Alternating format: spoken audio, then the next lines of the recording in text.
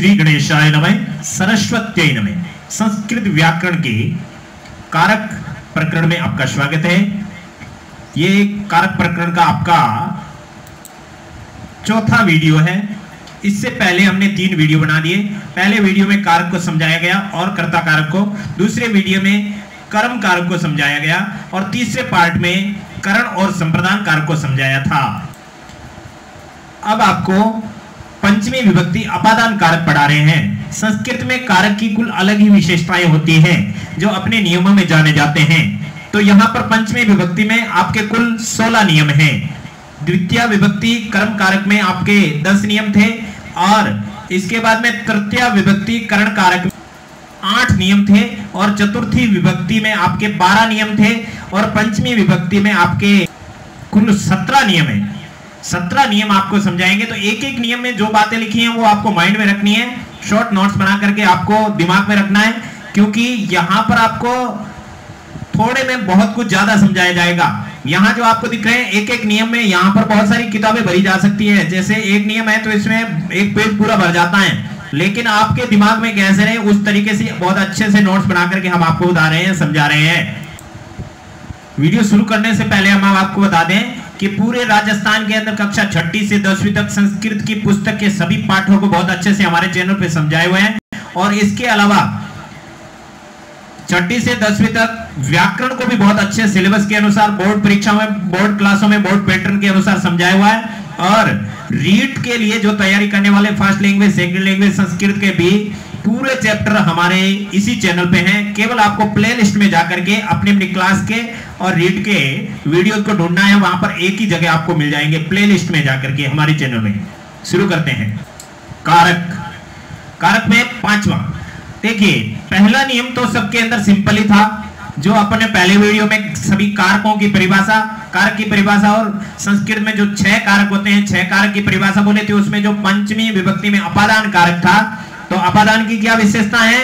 2 स्थिर वस्तुओं में से एक वस्तु अलग हो जाती है तो वहां पर जो स्थिर वस्तु होती है उसमें पंचमी अपादान होता है।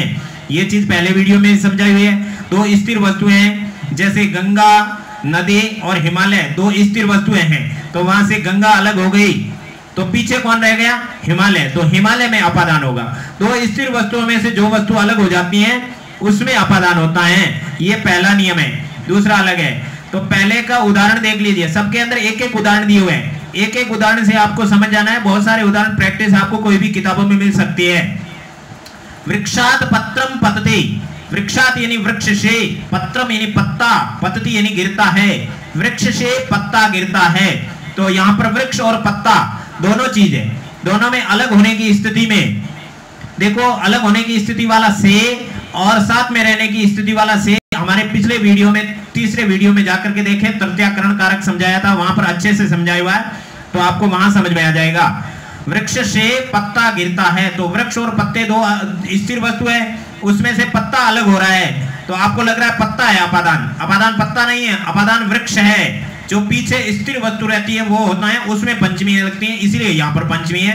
पत्रम है, उसके अंदर प्रथमा विभक्ति है और ये पतते क्रिया का कर्ता है। वृक्ष से पत्ता गिरता है तो वृक्ष के अंदर पंचमी अपादान आएगा। इस तरह से पंचमी अपादान का पहला नियम पूर्ण हुआ। दूसरा नियम विभेति, रक्षति और त्रायते, भीत्रार्थनाम भय है तो नाम सूत्र है, उससे ये विभेति, इसमें भी धातु है, रक्षति इसमें रक्ष धातु है, त्रायते इसमें त्रा धातु है। विभेति भी धातु का मतलब डरना, रक्ष धातु का मतलब रक्षा करना, त्रा का मतलब बचाना, ठीक है ना। आदि धातुओं के अर्थ में जिससे बचा जाता है या जिससे रक्षा की जाती है या जिससे डरा जाता है और जिससे बचा जाता है उसमें पंचमी अपादान होंगे। केवल एक ही उदाहरण मिलेगा, बाकी प्रैक्टिस अपने आप करनी है। समझनी बात यह है कि बालक सिंहात विभेति, बालक सिंह से डरता है, तो डर किससे लग रहा है? सिंह से। इसलिए भी धातु के योग में जिससे डरा जाता है या जिससे रक्षा की जाती है या जिससे बचाया जाता है उसमें पंचमी अपादान होंगे। इसलिए सिंहात के अंदर पंचमी विभक्ति अपादान कारक है। केवल एक वचन नहीं, द्विवचन और बहुवचन भी आ सकते हैं। अब नंबर 3, तीसरा नियम। एक एक नियम माइंड में रखना। यहाँ पर केवल कुल 17 नियम है, जिससे नियम पूर्वक शिक्षा प्राप्त की जाती है, जिससे नियम पूर्वक शिक्षा प्राप्त की जाती है उसमें पंचमी अपादान होगी। ऐसे चलते फिरते आपको कोई शिक्षा दे दें, क्योंकि भारत में शिक्षा बहुत सरल है। शिक्षा का मतलब सलाह खड़े खड़े रहते हैं, सलाह मिल जाती है, ऐसे मत करो ऐसे करो भैया, तो वहां पर पंचमी नहीं होती। जिससे नियम पूर्वक शिक्षा प्राप्त की जाती है उसमें पंचमी अपादान होती है। नियम पूर्वक शिक्षा किससे प्राप्त की जाती है? शिक्षक से, अध्यापक से और गुरु से, ठीक है ना, ये तीन होते हैं वहां पर शब्द। तो यहाँ शिष्य अध्यापक पठति, ये आपका उदाहरण है। शिष्य अध्यापक से पढ़ता है, तो शिष्य वो अध्यापक से नियम पूर्वक पढ़ता है, इसलिए जिससे शिक्षा प्राप्त की जाती है उसमें पंचमी आएगी। तो शिष्य गुरु पढ़ते, गुरु से पढ़ता है, शिक्षकात पढ़ती, शिक्षक से पढ़ता है, तो जिससे पढ़ता है कोई भी पढ़ता है, शिष्य, बालक, रमेश, दिनेश, कोई भी, तो उसमें तो वर्तमान आएगी, जो पढ़ता है वो करता है, जिससे पढ़ता है वो अपादान होता है। तीसरा नियम संपूर्ण हुआ। चौथा नियम जुगुप्सति यानी घृणा करता है, विरमति यानी रोकता है, प्रमाद्यति यानी आलस करता है, ठीक है ना, घृणा करना, रोकना और आलस करना। इस अर्थ वाली धातुओं में जिससे घिन होती है, जिससे घृणा की जाती है, जिससे रोका जाता है, जिससे आलस किया जाता है, उसमें पंचमी अपादान होंगे। ये तीनों उदाहरण आपको पढ़ना बहुत जरूरी है। महेश पापात जुगुप्सते, महेश पाप से घृणा करता है, तो जिससे घृणा की जाती है उसमें पंचमी है कि नहीं? पापात के अंदर पंचमी विभक्ति एक वचन है। अब 10th स्तर में आपके इसके क्वेश्चन का आंसर कैसे होगा? महेश पापात जुगुप्सते अत्र किम कारकम किम कारणम च, यहाँ कौन सा कारक है और कौन सा कारण है? तो यहाँ आप क्या लिखोगे? जुगुप्सा धातु योगे यस्मात् घृणा क्रियते तत्र तस्मिन् पंचमी विभक्ति अपादान कारक च भवतः तस्मात् कारणात् पापात शब्दे पंचमी विभक्ति अपादान कारक च स्तः। इस तरह की लैंग्वेज आपकी होगी। आया समझ में? जुगुप्सा विराम प्रमाद्यार्था नाम भय हेतु, इस तरह से ये आपका सूत्र हो जाएगा। फिर पांचवा नियम है, बहुत ही इंपॉर्टेंट है, भुव प्रभव भवती और प्रभवती। इस तरह की धातु आ जाए जिसमें उत्पत्ति का कारण क्या है, उसमें पंचमी अपादान होगा। उत्पत्ति का कारण कैसे?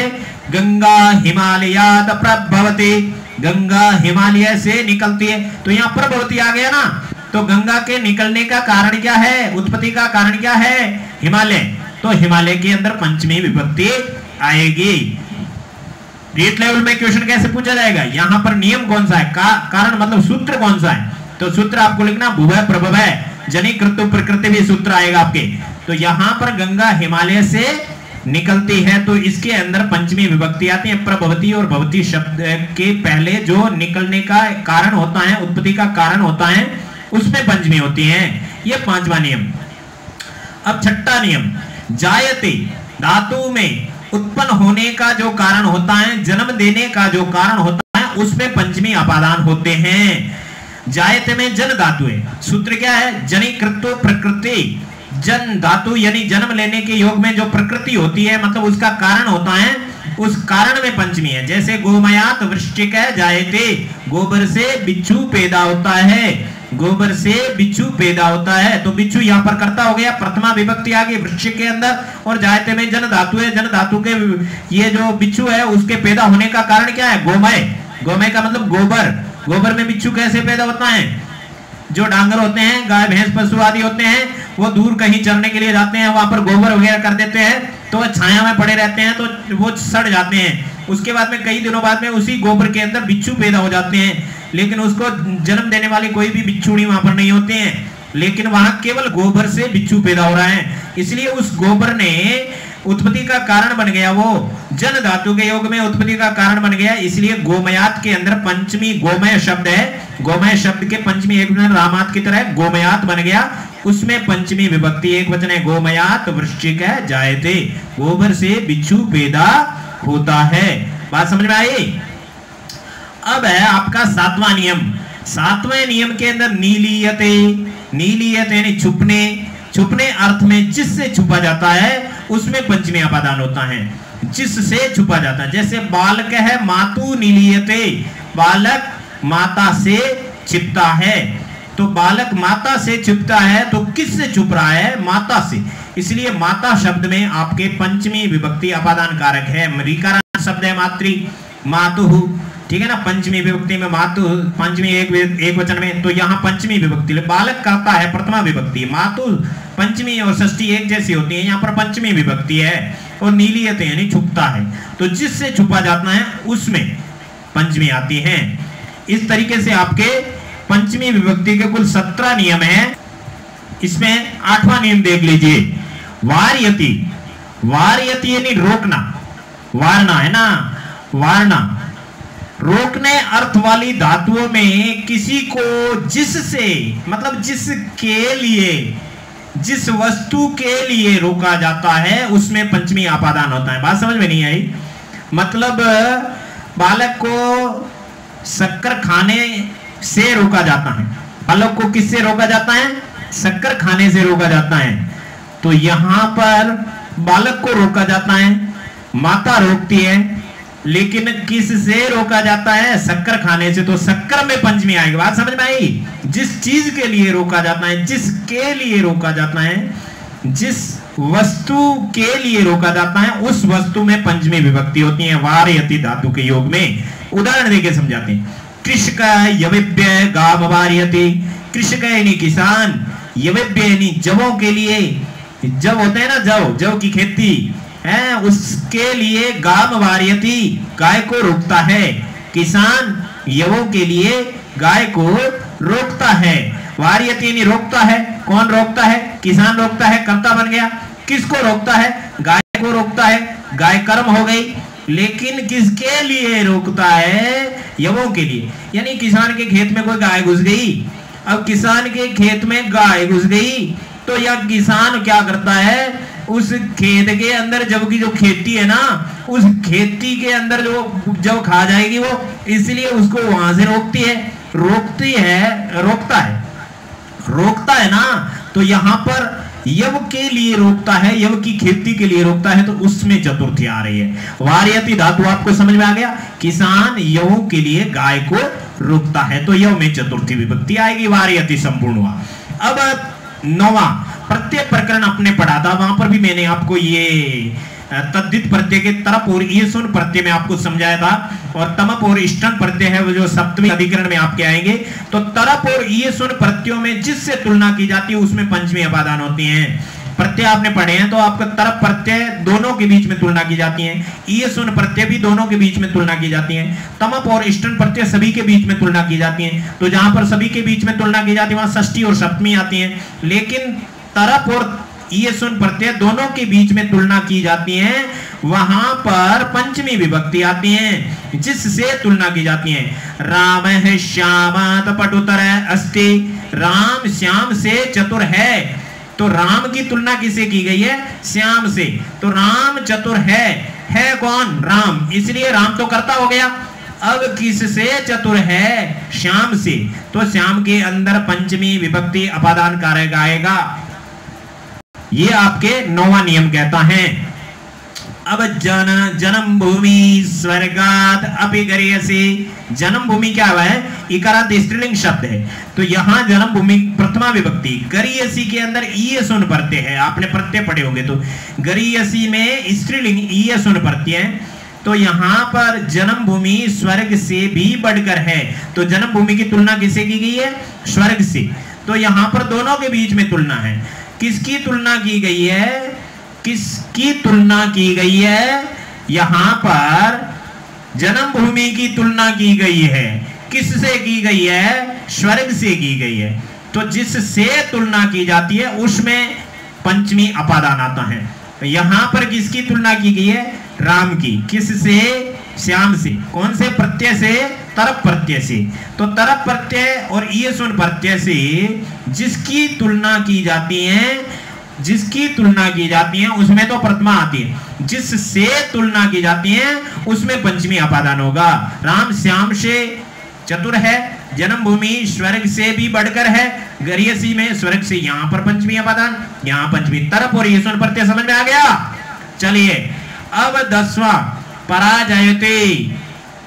इस धातु के योग में दुख का विषय हो तो पंचमी, बहुत ध्यान देने, पराजित यानी पराजित किया जाता है, पराजित होता है या पराजित करता है।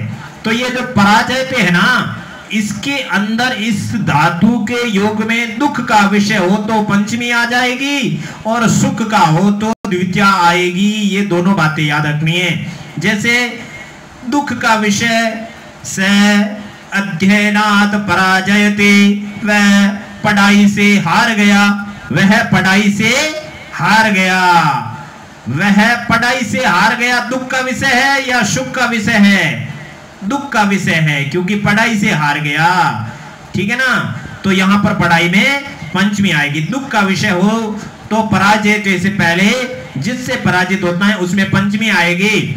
लेकिन सुख का विषय हो तो वह किसको पराजित करता है तो द्वितीया आएगी। स शत्रुन पराजयते, वह शत्रु को पराजित करता है, वह शत्रु को पराजित करता है। तो यहाँ पर सुख का विषय है, शत्रु को, इसमें शत्रु में द्वितीया विभक्ति बहुवचन, शत्रुओं को पराजित करता है। इस तरीके से इसका होगा। बात समझ में आ गया? पराजयते के अंदर जिसमें दुख का विषय हो तो किससे पराजित होता है उसमें पंचमी। सीधा सीधा समझ में आ रहा है। जिससे पराजित होता है उसमें पंचमी से लग रहा है, जिसको पराजित करता है को लगता है द्वितीय विभक्ति। आवाज समझ में आ गया? अब है 11वां, कालवाची और मार्गवाची शब्दों में शुरुआत हो तो आपके कौन सी विभक्ति आएगी? पंचमी। यहां पर देखिए, कालवाची और मार्गवाची शब्दों में शुरुआत हो तो पंचमी अपादान होगी, अन्यथा क्या होगा? देखो ये 10वां नियम किसका है? इसका नहीं है। ये आपको मैं यहाँ तुलना के लिए लेके आया हूं। ये करण है, मतलब बाद में इससे पहले कौन सा था? कर्म कारक। कर्म कारक का ये नियम है 10वां, जो दूसरे वीडियो में पढ़ा था पार्ट 2 में। यहाँ पर तुलना कर रहे हैं। कालवाची और मार्गवाची शब्द होता है ना दूरीवाची, इसके अर्थ वाले शब्दों में अत्यंत समीपता होने की वजह से तो द्वितीय कर्म कारक हुए थे। और यहां पर क्या है? जहां से शुरुआत हो तो पंचमी। कालवाची शब्द से शुरुआत हो तो पंचमी, कालवाची शब्द से समयवाची, मार्गवाची शब्द से शुरुआत हो तो आएगा पंचमी, मतलब शुरुआत होना चाहिए। और यहाँ कालवाची और मार्गवाची शब्द है, इसमें कालवाची मतलब समयवाची और दूरीवाची शब्द है, उसमें अत्यंत समीपता मतलब एक पीरियड होना चाहिए, टाइम होना चाहिए। सुरेश 5 दिनों से पढ़ता है तो 5 दिन का टाइम हो गया, पूरा टाइम हो गया। नदी कोस भर कुटिला, यानी नदी एक कोस कुटिल है, तो यहाँ पर ये एक टाइम पीरियड मतलब जगह का एक टुकड़ा हो गया। ठीक है ना, मार्गवाची शब्द का टुकड़ा, तो जहां टुकड़ा होता है बीच में से कट आउट होता है वहां तो द्वितीया। और यहां पर देखिए कालवाची और मार्गवाची पंचमी अपादान पढ़ रहे हैं अपन। ग्रामात विद्यालय योजन पर्यंतम अस्ति, गांव से विद्यालय 1 योजन दूर है। तो कहां से शुरुआत हो रही है? वो दूरी, वो गांव से शुरुआत हो रही है, इसलिए उस दूरीवाची शब्द में यहां पर जहां से शुरुआत होती है उसमें पंचमी अपादान होगा। चैत्रात फाल्गुने मासे, चैत्र से फाल्गुन महीना, तो चैत्र के अंदर समय शुरू हो रहा है, इसलिए चैत्र के अंदर पंचमी आएगी। यहां पर समय देखिए, सुरेश 5 दिनों से पढ़ता है, 5 दिनों का एक पीरियड बन गया, टुकड़ा बन गया। तो जहां पर टुकड़ा बन जाता है, चाहे समय का हो चाहे दूरी का हो, टुकड़ा बन जाता है, वहां पर तो आता है कालवाची शब्द, कालवाची और मार्गवाची शब्द में टुकड़ा बन जाता है तो द्वितीय विभक्ति बहुवचन, द्वितीय विभक्ति एक वचन कोई भी बन सकता है। और जहां कालवाची शब्द से शुरुआत की जाती है वहां पंचमी होता है, और जो मार्गवाची शब्द होता है उस मार्गवाची शब्द से पहले जहां से शुरुआत की जाती है वहां पर आपके पंचमी आता है। ये बहुत सारे के लिए कंफ्यूजन होता है, क्योंकि ये द्वितीय में भी आता है, पंचमी में भी आता है। जिस तरह से अलम शब्द था वो तृतीया में भी आया था, चतुर्थी में भी आया था, उसी तरह से ये बहुत सारी समानताएं होती हैं, उसका अंतर करना बहुत जरूरी होता है। अब ये 11वां नियम आपको समझ में आ गया होगा। कालवाची और मार्गवाची शब्द में शुरुआत हो तो पंचमी अपादान होंगे। गांव से विद्यालय योजन पर्यंत है, चैत्र से फाल्गुन मास है। अब देखिए 12वां, अप या आ उपसर्गों के योग में पंचमी अपादान होते हैं। अप या आ उपसर्ग आ जाते हैं ना, तो वहां पर पंचमी आती है। अप हरे संसार है, अप हरे संसार है, हरि से अप संसार है, हरि के नीचे मतलब हरि के बाद में संसार है, हरि सर्वश्रेष्ठ है। ठीक है ना, तो यहाँ पर हरे के अंदर पंचमी है। क्यों? क्योंकि अप उपसर्ग है, उसके बाद वाले शब्द में हमेशा क्या लगती है? पंचमी अपादान होता है। अब आ गया समझ में? आ उपसर्ग, आ मुक्ते संसार है, आ का मतलब होता है तक, मुक्ति तक संसार है, तो यहां आ के बाद वाले शब्द में हमेशा पंचमी अपादान होता है। बात आई कि नहीं समझ में? अप और आ उपसर्ग के बाद वाले शब्दों में पंचमी अपादान होते हैं। 12वां नियम याद रखना है। 13वां नियम, पृथक विना और नाना के योग में द्वितीया तृतीया पंचमी तीनों होती है। यहां पर देखिए बहुत सारी चीजें अब ऐसी आएगी जो कॉमन है। अपन ने न तो द्वितीया में पढ़ा इस चीज को, न तृतीया में पढ़ा, न अपने कर्म कारक में पढ़ा, न करण में पढ़ा, अपादान में पढ़ने जा रहे हैं, क्योंकि एक चीज एक ही जगह पढ़े तो अच्छा रहता है। तो यहाँ पृथक विना और नाना तीन शब्द ऐसे हैं जो तीनों विभक्तियां लाते हैं, चाहे द्वितीय लाओ, चाहे तृतीय लाओ, चाहे पंचमी लाओ।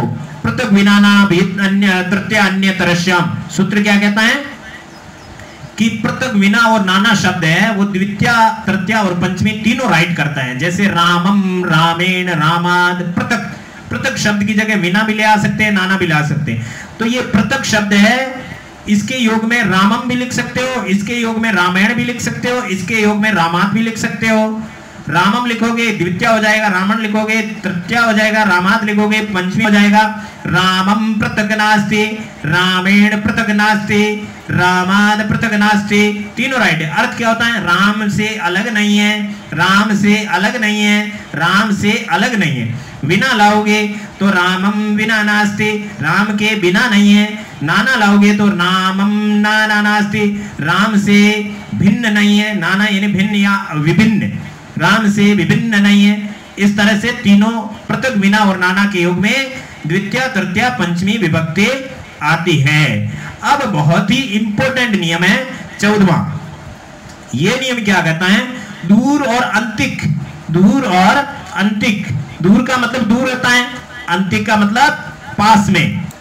तो देख लीजिए 14वां नियम क्या कहता है?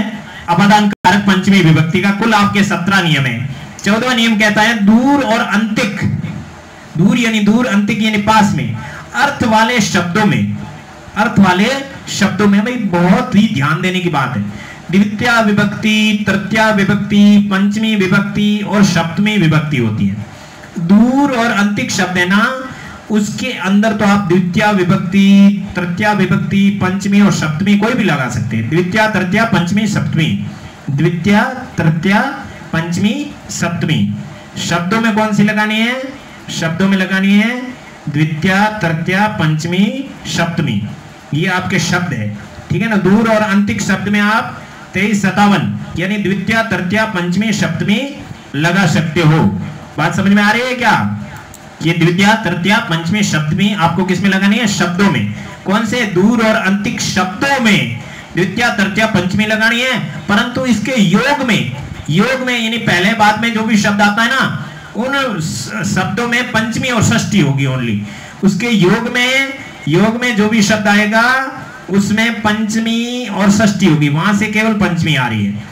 इसलिए इस नियम को पंचमी विभक्ति में पढ़ा जाता है कि शब्दों में भी पंचमी आती है, योग में भी पंचमी आती है। लेकिन जो योग में आएगा उसमें पंचमी और षष्ठी आएगी, और जो ये शब्द आएंगे ना दूर और अंतिक, इन शब्दों में द्वितीय तृतीय पंचमी सप्तमी कोई भी आ सकती है। उदाहरण देख लीजिए, ये एक ही वाक्य है। इस वाक्य में ग्रामाद ग्रामस्य वा दूरम दूरेण दूरात दूरे वा वनमस्ति, अर्थ क्या है? गांव से दूर वन है, गांव से दूर वन है। तो दूर और अंतिक, दूर की जगह अंतिक शब्द भी आ सकता था। तो इस शब्द में कौन सी आएगी? द्वितीय तृतीय पंचमी और सप्तमी, ठीक है ना। द्वितीय तृतीय पंचमी सप्तमी ये विभक्तियां यहां पर आएगी। ऐसे समझ लो कि ये एक सम है, बाकी विषम है। 3 5 7 3 5 7 द्वितीय तृतीय पंचमी और सप्तमी, ठीक है ना। और इसके योग में ये गांव शब्द आया, इसमें पंचमी और षष्ठी, ग्रामाद ग्रामस्य पंचमी या षष्ठी आएगी इसके योग में आने वाला। दूर और अंतिक शब्द के अंदर द्वितीय तृतीय पंचमी सप्तमी आएगी, लेकिन दूर और अंतिक शब्द के योग में आने वाले शब्द में पंचमी या षष्ठी आएगी। ये नियम बहुत ही घुमा फिरा के दिया हुआ है, समझना है इसको आपको है। तो गांव से दूर वन है, गांव से दूर वन है, इसको अपन चारों के साथ जोड़ेंगे तो 4 वाक्य बन जाएंगे, इसको चारों के साथ जोड़ेंगे तो 4 वाक्य। यहां पर कुल 8 वाक्य बन रहे हैं, 8 सही है। चलिए ये 14वां नियम आपको समझ में आ गया होगा। 15वां देखते हैं, दिशावाची शब्दों के योग में पंचमी विभक्ति आती है। दिशावाची शब्दों के योग में तो पंचमी आएगी। दिशावाची शब्द कौन से देखो, प्राक प्राची, इसका मतलब होता है पूर्व। प्रत्येक प्रतीची, प्रत्येक और प्रतीची का मतलब होता है पश्चिम। अवाक अवाकी अवाची, अवाक अवाची का मतलब होता है दक्षिण। उदक उदीची, उदक उदीची का मतलब होता है उत्तर। तो ये पूर्व, पश्चिम, दक्षिण और उत्तर, इसके लिए 8 शब्द है यहाँ पर। प्राक प्राची, प्रत्यक प्रतीची, अवाक अवाची, उदक उदीची। इस तरीके से ये जो 8 शब्द है, इनके योग में जो शब्द आएगा ना, उसके अंदर पंचमी होगी। योग में कैसे, गामात, प्राक, प्रत्यक, अवाक, उदक, विद्यालय, अस्ति, कोई भी 8 शब्दों में से कोई भी ला सकते हो। गांव से, प्राक यानी पूर्व में, विद्यालय, अस्ति यानी विद्यालय है, गांव से पूर्व में विद्यालय। तो इन दिशावाची शब्दों के योग में जहां से बात की जाती है ना, समझ में आ जाएगा। गांव से पूर्व में विद्यालय है, तो कहां से है उसके अंदर पंचमी, विद्यालय में नहीं आएगी, इधर आएगी। आएगा समझ में। अब देखते हैं 16वां नियम। दिशावाची शब्दों में दूरी अर्थ में आच व आही प्रत्ययों वाले शब्दों में के योग में पंचमी अपादान होते हैं। यानी कोई भी बात हमने पीछे नहीं छोड़ी, छोटी छोटी बात है, सारी बातें 17 नियम लिखे हैं पंचमी विभक्ति, इससे कोई बात पीछे नहीं। बहुत सारे लोग कारक पढ़ाते हैं, 1 2 जुगुप्सा विराम जनु करते पढ़ते है ना, हिमालयाद गंगा पर्वती हो गया अपादान, हो गया। ऐसे नहीं होता, सारी चीज समझानी पड़ती है। दिशावाची शब्द होते हैं ना, उसमें आच और आही प्रत्यय, आच आही प्रत्यय कैसे लिखते हैं यहां समझाया हुआ है। दक्षिण के साथ आच प्रत्यय जुड़ा तो दक्षिणा बन गया, दक्षिण के साथ आही प्रत्यय जुड़ा तो दक्षिणाही बन गया। इसी तरह से आप उत्तर, दक्षिण, पूर्व, पश्चिम चारों दिशावाची शब्द है, उसके अंदर आच और आही प्रत्यय जोड़ सकते हैं। आच और आही प्रत्यय जोड़ करके अर्थ करने की जरूरत नहीं है। इसके योग में जो भी आएगा वो ऊपर जैसा हुआ 15 में वैसा वैसा यहाँ पर हो जाएगा। ग्रामात दक्षिणा, ग्रामात दक्षिणाई, मंदिरम अस्ति, गांव से दक्षिण में या दक्षिणाई, यानी ये भी दिशावाची शब्द है। आच और आही प्रत्यय लगा है, ये इसी के अंदर है, लेकिन हमने इस नियम को अलग बना दिया है कि आप कंफ्यूज नहीं हो। यानी दिशावाची जो भी शब्द होता है, चाहे उसमें आच आही प्रत्यय लगा हो, चाहे उसके 8 शब्द ये हो, और आच और आही के 8 शब्द और 16 शब्द होते हैं, उसके योग में हमेशा के लिए पंचमी विभक्ति अपादान कारक आएगा। बात समझ में आ गई होगी। अब आपका अंतिम नियम है। अंतिम नियम में हमने क्या किया है कि पंचमी विभक्ति के अंदर जो भी शब्द है ना, जैसे द्वितीय विभक्ति में दूसरे नियम में आपने बहुत सारे शब्द पढ़े थे, चतुर्थी विभक्ति में नमः, स्वस्ति, स्वास्वदा, अलंब षट वाले शब्द पढ़े थे। उसी तरह से कुछ शब्द ऐसे होते हैं जिनके योग में पंचमी ही आती है, और कुछ शब्द ऐसे होते हैं जिसमें पंचमी नहीं आती है, दूसरी ओर आती है, जैसे पृथक, विना, नाना, तो उसको अलग पढ़ दिया। लेकिन यहाँ परफेक्टली पंचमी विभक्ति अपादान ही आएंगे, उसको 17वें अंतिम नियम में अपन पढ़ रहे हैं। निम्न शब्दों के योग में नित्य पंचमी होती है। नित्य पंचमी होती है अन्य यानी दूसरा, आरात यानी पास में, इतर यानी दूसरा, रित्ते यानी बिना, रित्ते यानी बिना, ठीक है ना। एक विना शब्द था, विना, उस विना शब्द के योग में तो द्वितीय, तृतीय, पंचमी तीनों आ रही थी, लेकिन रित्ते का मतलब विना होता है। इस रित्ते के अंदर में केवल पंचमी आती है। ये बात बहुत ही नोट करने की है। प्रवृत्ति यानी से लेकर, बही यानी बाहर, पूर्वम यानी पहले, प्राक यानी पूर्व, अनंतरम यानी बाद में, और परम यानी बाद में। ये 10 शब्द जहां पर आ जाए, इसके योग में मतलब इन शब्दों से जस्ट पहले जो भी शब्द आएगा उसमें पंचमी लगानी है, भूलना नहीं है।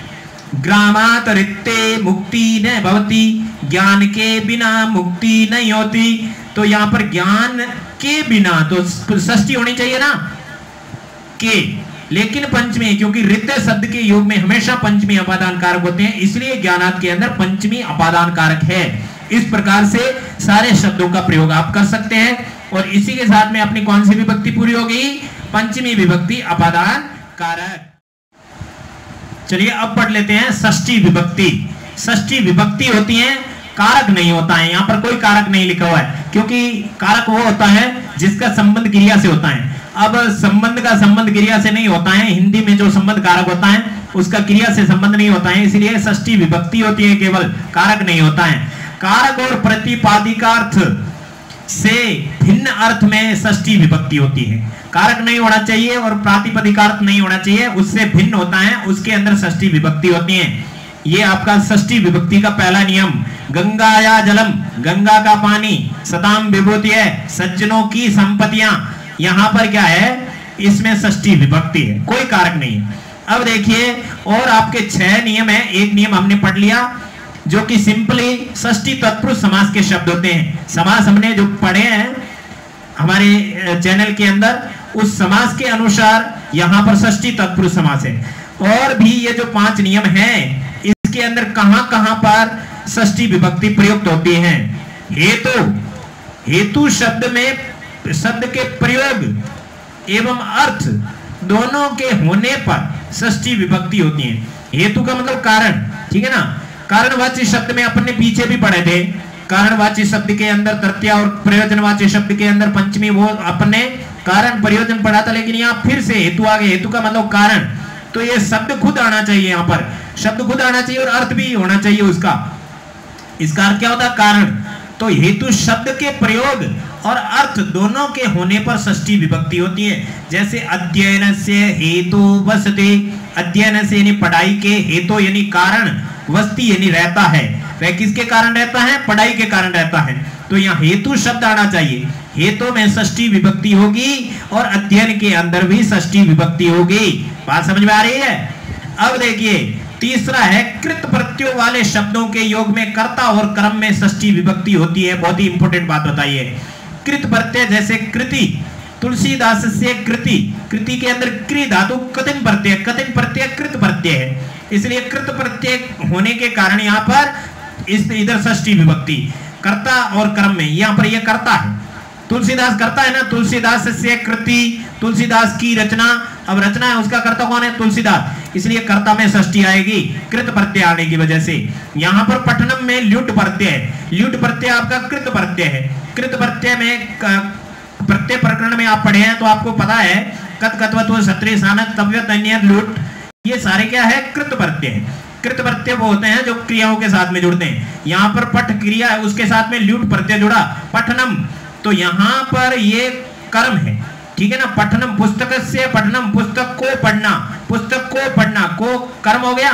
तो कर्ता के अंदर षष्ठी होती है और कर्म के अंदर भी षष्ठी होती है, अगर वहां उसके बाद में कृत प्रत्यय आ जाता है तो। बात समझ में आ गई ना। तो यहाँ तुलसीदास से कृति, तुलसीदास की कृति, यहाँ तुलसीदास करता है, पुस्तक को पढ़ना, यहाँ पर पुस्तक कर्म है, फिर भी यहाँ पर षष्ठी है क्योंकि ल्युट प्रत्यय आ रहा है, बाद में कृत प्रत्यय आ रहा है, बाद में कृत प्रत्यय आ रहा है। बात समझ में आ गई होगी तीसरे नियम की। चौथे नियम की बात करते हैं।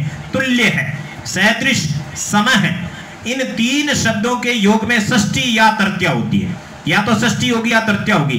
परंतु तुला और उपमा शब्द आया ना, तो उसके योग में केवल षष्ठी विभक्ति ही होगी।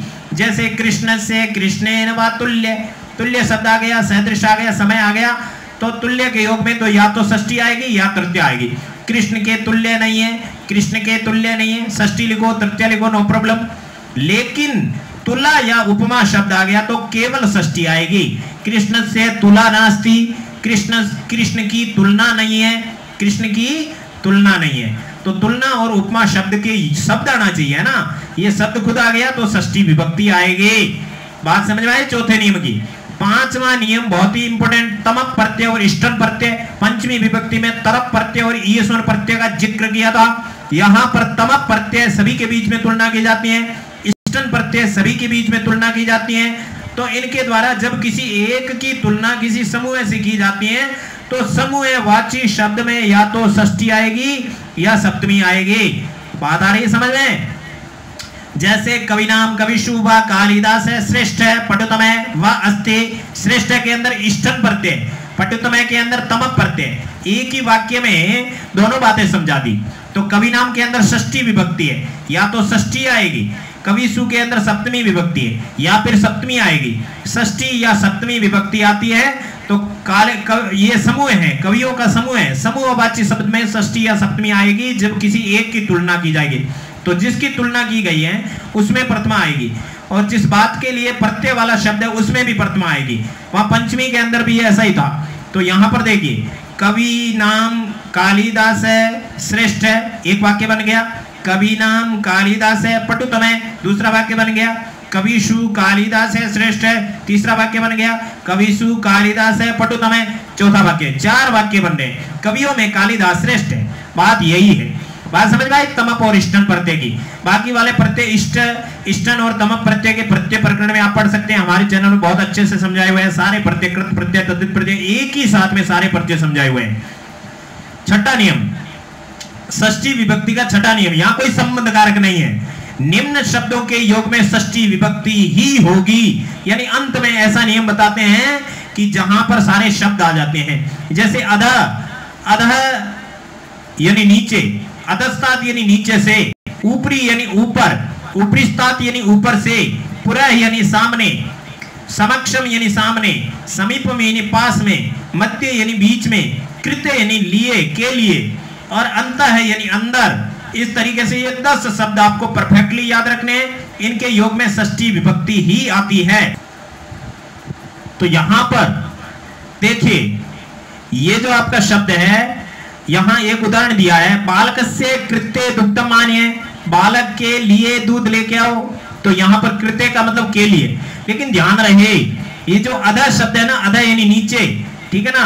अपन लिखेंगे वृक्षस्य अधः, वृक्षस्य अधः वानरः तिष्ठते, वृक्ष के नीचे बंदर बैठता है। तो अधः अकेला आएगा तो षष्ठी आएगी, और 2 बार अधः आ गया तो क्या आएगी? द्वितीय विभक्ति आएगी। बात समझ में आई? अधः 2 बार आएगा, अधो अधः, ऊपरी ऊपरी, पढ़ा था ना आपने।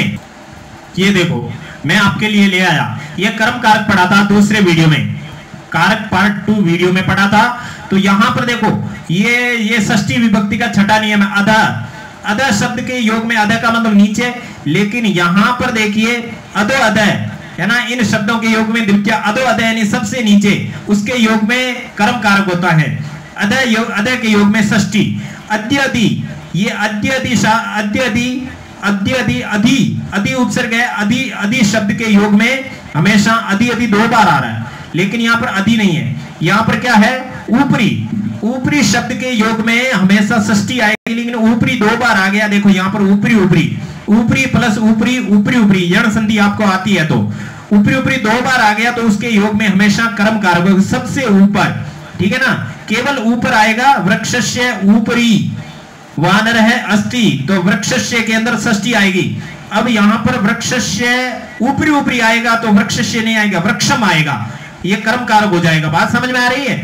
केवल अधः आया षष्ठी, केवल ऊपरी आया षष्ठी, ऊपरी ऊपरी 2 बार आया तो आपके हो जाएगा कर्म कारक द्वितीय विभक्ति। अधो अधः 2 बार आ गया तो आपके द्वितीय, है ना। इस तरीके से आपके इन सारे शब्दों के योग में षष्ठी विभक्ति ही आती है।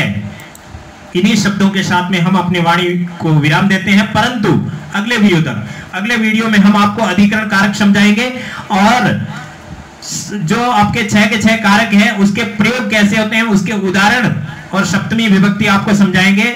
अभी 4था वीडियो समाप्त होता है, 5वां कारक का 5वां वीडियो, उसके अंदर आप अधिकरण कारक और सभी कारक के जो सेंटेंस है और उसके एग्जांपल्स है वो समझाएंगे। इसलिए जरूर देखें तुरंत प्रभाव से, अब भी। भगवान आपका भला करें।